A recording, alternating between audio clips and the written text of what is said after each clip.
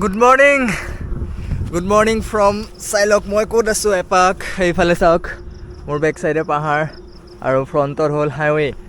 আহিলোঁ ঘৰৰ পৰা তেতিয়া আৰু এইবিলাক টেনশ্যন নাই যেতিয়া অকণমান ভাল লাগিলে আৰু এনেকুৱা চাওক বিশেষকৈ এনেকুৱা জেগা চাৰিওফালে জংঘল আৰু তাত যদি আপুনি অকলে তো এনেকুৱা জেগাত প্ৰথম আহোঁতে অকণমান ভয় ভাৱ এটা আহিবই আৰু যেতিয়া আহি পেলাই আপোনালোকে কৈছোঁ যদি ভাবি আছে যে অকলে নাযাওঁ খালি এবাৰ ওলাই আহি চাওক আৰু এবাৰ ওলাই আহি পেলাই যেতিয়া চাব আৰু যেতিয়া এনেকুৱা এটা ভিউ পাব তেতিয়া ক'ৰ ভয় কি কথা আৰু ক'ৰ লাজ চব নাইকিয়া হৈ যাব খালি